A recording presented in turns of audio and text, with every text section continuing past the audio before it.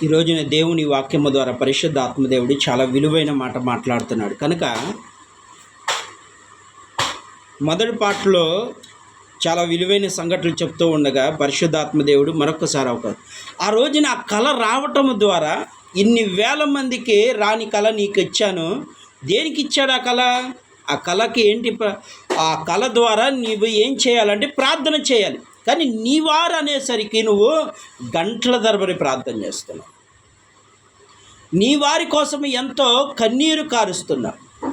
కానీ అదే ఒక వ్యక్తి వేరొక వ్యక్తి గురించి నీకు కల ఇచ్చినప్పుడు నువ్వు ప్రార్థన ఏమాత్రం నోటి పెదాలు కదిలిపించి నిద్రపోయావని దేవుడు ఎప్పుడైతే ఆ మాట అన్నాడో నా హృదయం చాలా బాధపడి, ప్రభువా ఇక నుండి ఎవరికైనా ఏ సమస్య అయినా ఈ చెవులో వినబడితే, దేవుడు అందుకే అంటాడు నీకు చెవులు ఇచ్చింది ఊరికనే కాదు, ఎవరైనా సమస్యలో ఉన్న వారికి నువ్వు ప్రార్థన చేయటానికి. ఏ సమస్య వచ్చినా వారి కోసము నేను ప్రార్థన చేస్తాను. ప్రసవ వేదన పడమంటున్నాడు. అపోస్తుడైన పౌలు అంటున్నాడు ఒక ఆత్మ రక్షించడానికి ఆయన ప్రసవ వేదన పడమంటున్నాడు. ఈరోజున ఒక ఆత్మ ఎవరైతే నశించిపోతారో, నీ ఇరుగు పొరుగు వారైనా సరే, నీ బంధువులైనా సరే, మిత్రులైనా సరే, శత్రువులైనా సరే, ఒకవేళ నశించిపోతున్నారా, నరకానికి చేరువుగా కనపడుతున్నారా, వారి కోసం నువ్వేం చేయాలి? వాళ్ళని రక్షించడానికి ప్రసవ వేదన పడాలి. ప్రసవ వేదన పడాలి. ఒక స్నేహితుడు ఉన్నాడంట. ఇద్దరు స్నేహితులు రక్షించడానికి తన ప్రాణము పోయేంత వరకు వారి కోసము ప్రార్థన చేస్తూనే ఉన్నాడంట. ఒక రోజున అతను చనిపోయిన డైరీ తీసినప్పుడు తన యొక్క స్నేహితుల గురించి కొన్ని మాటలు రాసుకొని, ప్రభువా వీరందరూ నరకంలో వెళ్లకుండా రక్షించి ప్రభువా అని ఆ మాటలు విని ఆ స్నేహితుడి యొక్క ప్రార్థన వారు మా కోసం ఎంత ప్రార్థన చేశాడని చెప్పి వాళ్ళు కూడా మారిపోయారంట. ఈరోజున దేవుని వాక్యం వింటున్న ప్రియ దేవుని బిడ్డ, నీతో నాతో దేవుడు సూటిగా చెప్తున్నాడు. దేవుడు సూచనలు ఇస్తున్నాడంటే దాని రాబోయే సంఘటనలు నీకు తెలియజేయటానికే. ఏం జరగబోతుందో ఎవరికి చూపించాడు? తన శిష్యులకు మాత్రము మాటతో చెప్పాడు. కానీ ఒకే ఒక్క శిష్యుడు యేసు ప్రభు వారు చనిపోయి మరణం అయ్యేంత వరకు ఆయన యొక్క సిలువ దగ్గర ఉన్న ఒకే ఒక్క శిష్యుడు యోహాను గారు. ఆయనకు మాత్రమే పరలోక దర్శనము కూడా చూపించాడు. పరలోకం ఎలా ఉంటుందో చూపించాడు. వీళ్ళ వరకు ఏం చెప్పాడంటే పరలోక రాజ్యం ఉందని చూపించాడు. కానీ శిష్యుడైన యోహాను గారికి మాత్రం ఏం చూపించాడంటే పరలోకము ఎలా ఉంటుంది, సాతాను యొక్క హర్యోగ్య యోధు అనే యుద్ధము ఏ విధంగా రాబోతుంది, వీటిని కూడా దేవుడు చూపించాడు. ఈ రోజున పరిశుద్ధ ఆత్మదేవుడు చెప్తున్నాడు.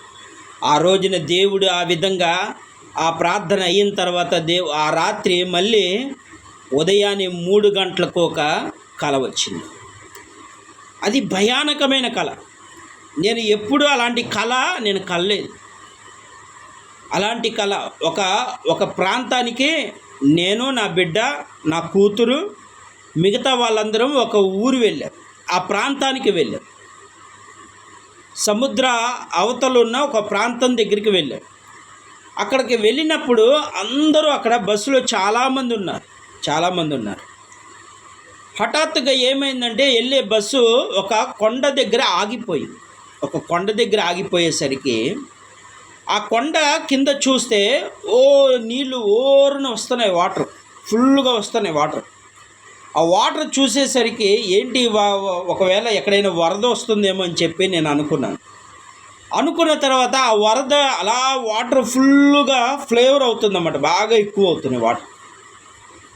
అప్పుడు ఇదే ఒకవేళ వరద వచ్చిందేమో, వరద వల్ల అలా అయిపోతుందేమో అని ఆ యొక్క బస్సులో ఉండి నేను అంటున్నాను అక్కడ ఉన్న వాళ్ళతో. అంటూ ఉండగా ఫోన్లో ఒక మెసేజ్ వచ్చింది, పలానా ప్రాంతంలో భయానకమైన అన్ని చోట్ల సునామీ ఏర్పడింది, భూమి కంపించింది. ఇవన్నీ చూపిస్తున్నాడు.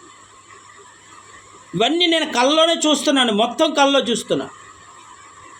ఒక పరిస్థితి రాబోతుంది.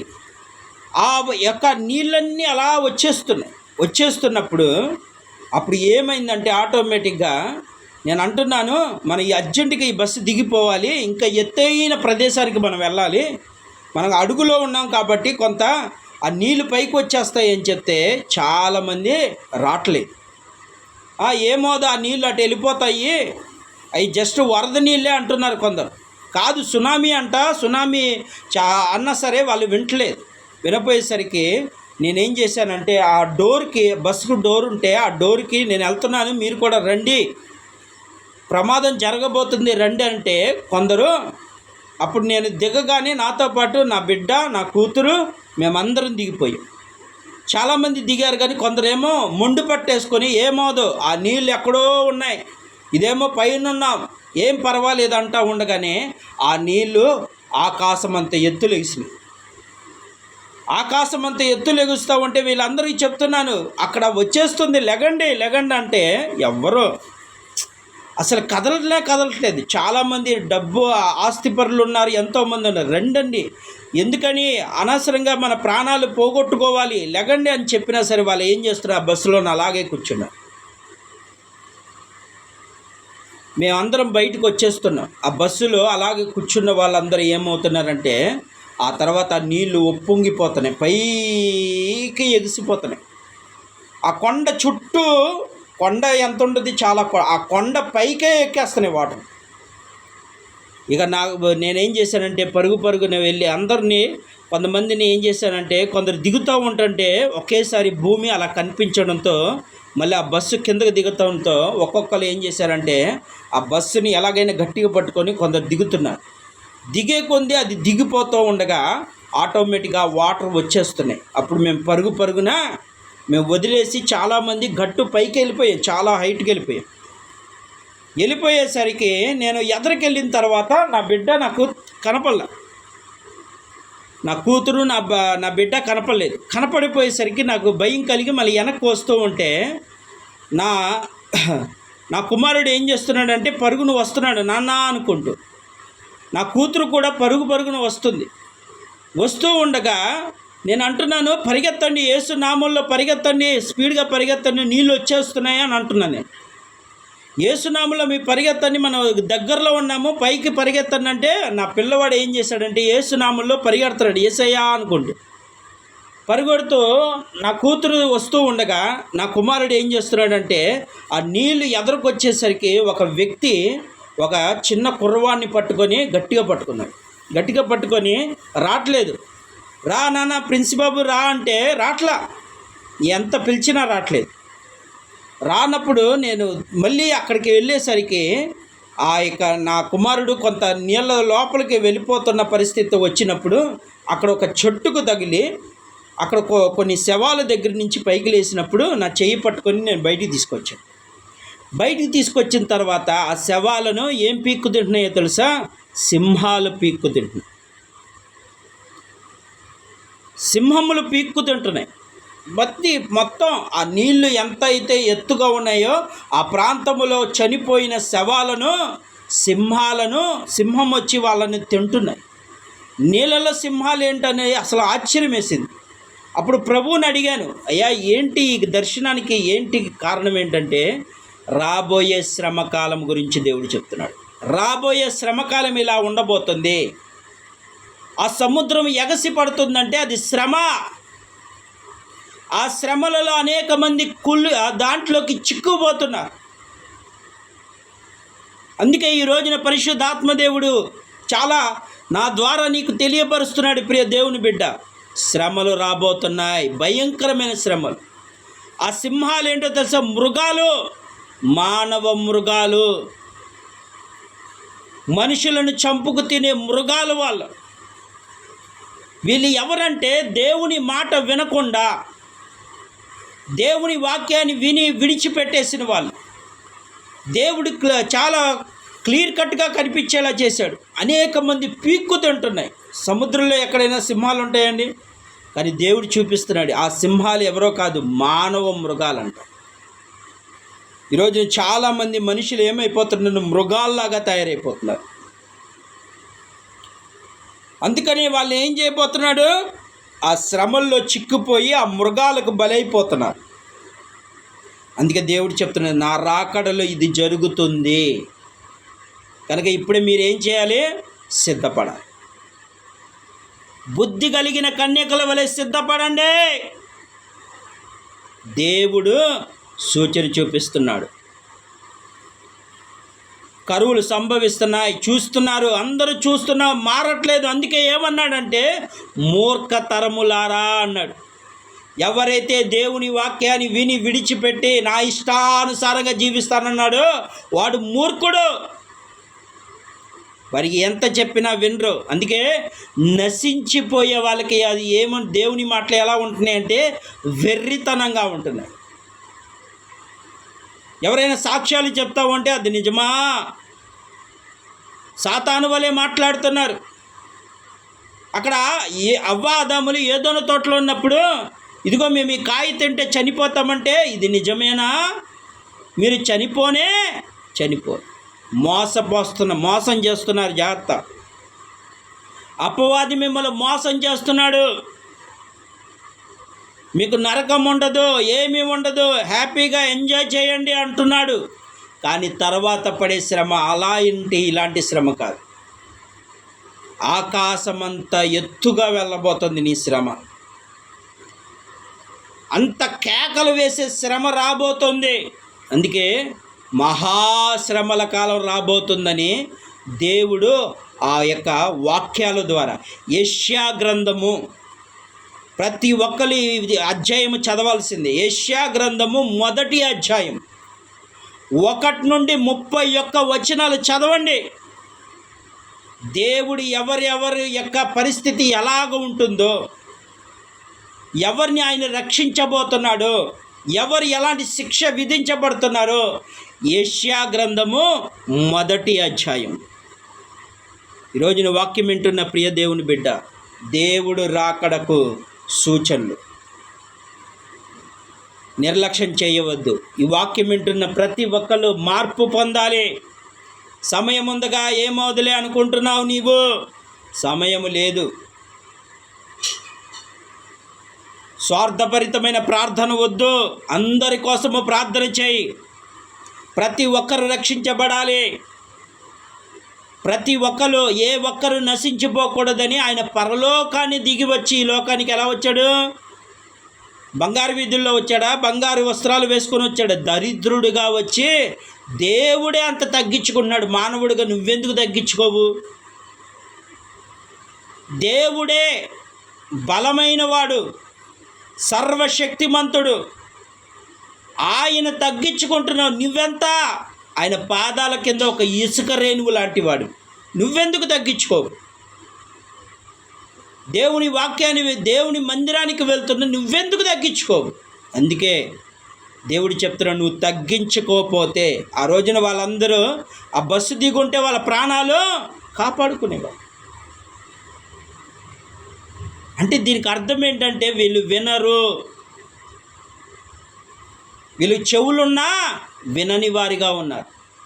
అందుకే ఈరోజు దేవుడు చెప్తున్నాడు, ప్రియ దేవుని బిడ్డ, వాక్యం వింటున్న నీతో, నాతో, మనందరితో చెప్తున్న మాట ఒక్కసారి ప్రభు పేరిట మనవి చేస్తున్నాను. మారండి, మార్పు పొందండి. కొద్ది దినాలే, సమయము కొద్ది దినాలే. స్వార్థమయమైన ప్రార్థన కాదు, అందరి కోసము ప్రార్థన చేయండి. నీ పక్కన నీ పొరుగు వారి నశించిపోతావు, నువ్వు మౌనంగా కూర్చుంటున్నావు.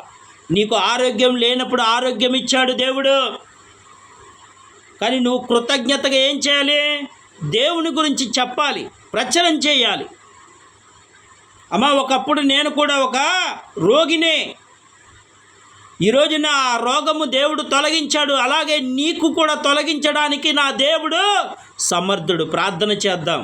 అది కలిసి కట్టుగా ప్రార్థన చేద్దామని వాళ్ళని దేవుని వైపు మళ్ళించేవాడుగా ఉండాలి.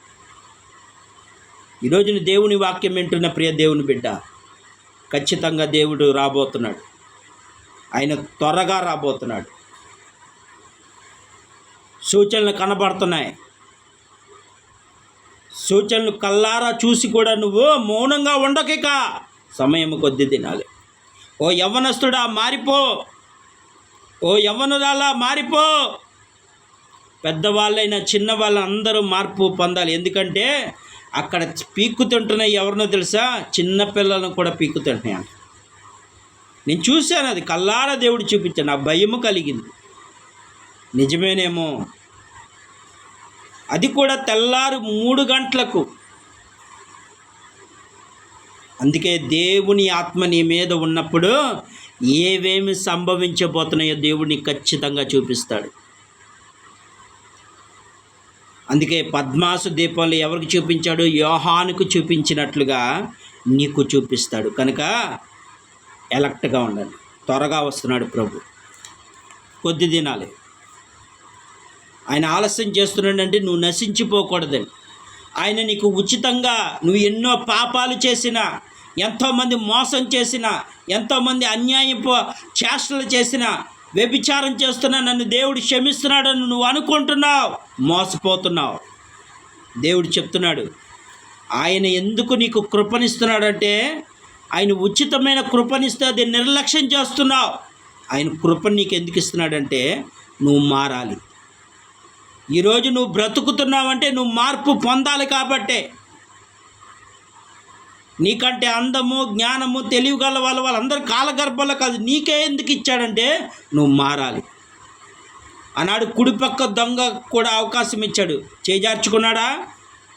అయ్యా నీ రాజ్యంలో వెళ్ళినప్పుడు నన్ను జ్ఞాపకం చేసుకోనగానే ఏమన్నాడు యేసుప్రభు వారు? నేడు నీవు నాతో కూడా పరదేశంలో ఉంటావు. అవకాశాన్ని ఎడం పక్క దొంగ నాశనం చేసుకున్నాడు, కానీ కుడిపక్క దొంగ మాత్రము వినియోగించుకున్నాడు. సమయం ఉండగానే సద్వినియోగం చేసుకో. రోజున వాక్యం వింటున్న ప్రియ దేవుని బిడ్డ, ఈ వాక్యాన్ని అనేక మందికి షేర్ చేయి. ఎందుకంటే దినాలు కొద్ది దినాలు. ఇది హెచ్చరికతో కూడిన సాక్ష్యం. ఎన్నో కుటుంబాలు అల్లకల్లోలమవుతుంటే ఏమీ పట్టనట్టు ఉంటున్నావా?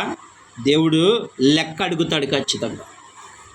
వారందరూ అలా సమస్యల్లో ఉంటే నువ్వు మౌనంగా కూర్చున్నావు. వారి కోసం ప్రార్థన చేయాలన్న మనసు లేదా? నీకు నోరెందుకు ఇచ్చాడు? నీకు చేతులు ఎందుకు ఇచ్చాడు? కాళ్ళు ఎందుకు ఇచ్చాడు? నీ ఇష్టానుసారంగా జీవించడం కోసమా? కాదు. నీ అంతటి నువ్వే ప్రాణం తీసేసుకోవడం కోసమా? కాదు. ఆయన కోసం జీవించడం కోసం.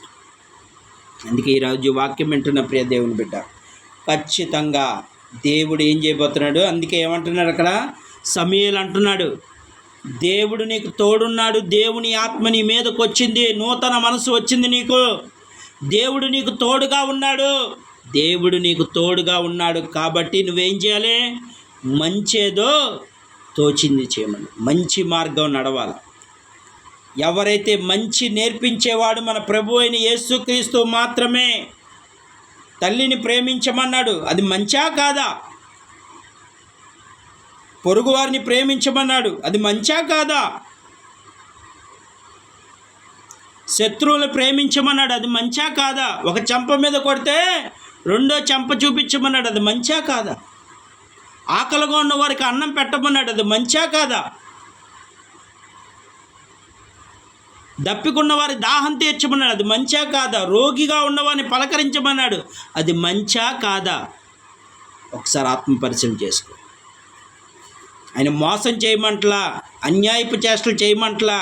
ఆయన చెప్పేది ఏంటో తెలుసా? మంచి మార్గం నడువు. మంచి మార్గం వైపు నడవమని దేవుడు చెప్తా ఉంటే నువ్వు చెడ్డ మార్గం నడుస్తున్నావు. అందుకే దేవుడి యొక్క ఉగ్రతకు గురవుతావు. వాక్యం వింటున్న ప్రియ దేవుని బిడ్డ, మార్పు పొందండి. ప్రభు పేరిట ఆయన ఆ పరిశుద్ధ దేవుని పేరిట మనవి చేస్తున్నాం, మార్పు పొందండి. ఎవరి మీద ద్వేషాలు పెట్టుకోవద్దు, ఎవరి మీద కోపాలు పెట్టుకోవద్దు. అన్నాడు మోషే ఏమైంది? ఆయన కోపమే ఎంతోమంది నాయకుడుగా నడిపించిన మోషే కానా ప్రదేశం అడుగు పెట్టలేకపోయాడు. ఒక్క పాపము నిన్ను వెనక్కి లాగేస్తుంది పరలోకానికి వెళ్ళకుండా. అందుకే ఈ రాత్రి పరిశుద్ధ ఆత్మదేవుడు చెప్తున్నాడు, ప్రియ దేవుని బిడ్డ, వాక్యం వింటున్న నీవు, నీతో నాతో ఆయన చెప్తుంది ఏంటో తెలుసా? దేవుని ఆత్మ నీ మీద ఉన్నప్పుడు జరగబోయేవి నీకు చూపిస్తే నువ్వు త్వరగా ఎలక్ట్ అవ్వాలి, త్వరగా మార్పు పొందాలి. అందుకే ఈ రాత్రి పరిశుద్ధాత్మ దేవుడు చెప్తున్న ఈ మాట, ఈ సాక్ష్యాన్ని అనేక మందికి పంచిపెట్టాలి, అనేక మంది మార్పు పొందాలి, అనేక మంది రక్షించబడాలి. ఈ కొద్ది మాటలు దేవుడు దీవించిందాక. ఆమెన్.